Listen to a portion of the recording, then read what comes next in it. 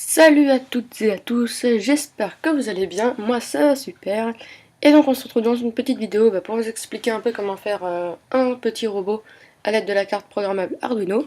Donc bon, comme vous l'avez vu tout à l'heure, hein, le robot marche bien, etc.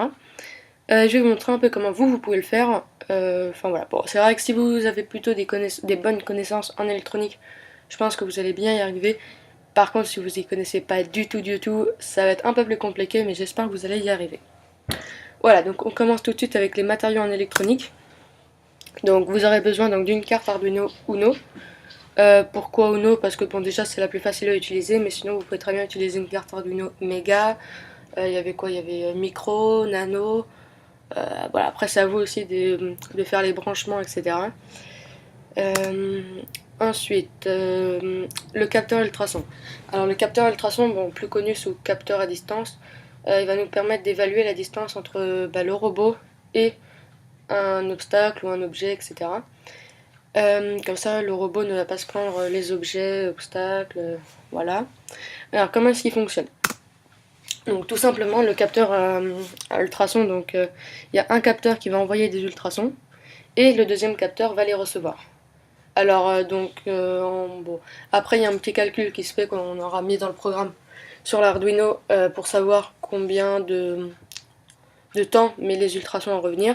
Et ensuite, le capteur sait à combien de distance il se trouve d'un objet.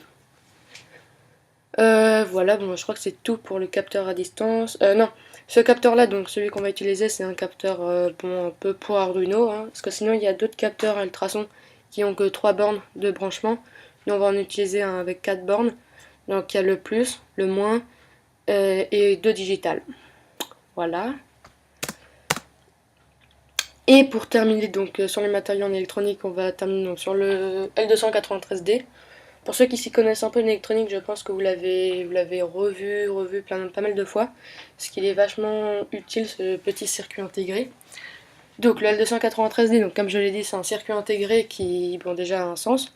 Le sens est vu par ce petit trou, on va dire ça comme ça. Voilà, comme vous pouvez le voir aussi sur le schéma. Voilà, il va nous permettre en fait de contrôler les moteurs, donc qu'ils aillent tout droit, à gauche, à droite, en arrière.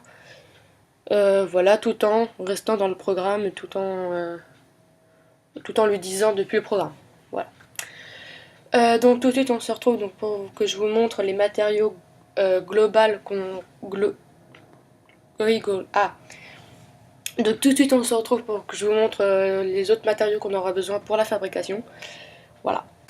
Donc on aura besoin de câbles pour Arduino, de 2 moteurs et de 2 roues, d'une roue pivot,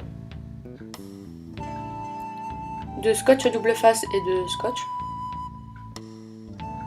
d'une pile de 9 volts et de son cordon, d'une batterie de 9 volts et d'un câble fait pour Arduino, d'un pistolet à colle, d'une plaque sans soudure, alors n'importe laquelle, hein, pour les câblages Arduino. Donc commençons par coller les moteurs avec les roues sur une plaque n'importe laquelle. Collez-les avec du scotch double face. Ensuite, collez avec du scotch double face la roue pivot. Mettez-y à la rigueur une boîte d'allumettes pour surélever. Voilà le châssis à quoi il devrait ressembler. Ensuite, vous pourrez effectuer donc le circuit comme ceci. Prenez donc votre circuit et collez-le avec du scotch sur le châssis. Prenez le capteur ultrason et collez-le avec du scotch double face, de façon à ce qu'il vaille devant. Et voilà ce que ça devrait donner. Prenez vos 2 batteries, mettez du scotch double face derrière, et collez-les sur le châssis. Puis effectuez les branchements.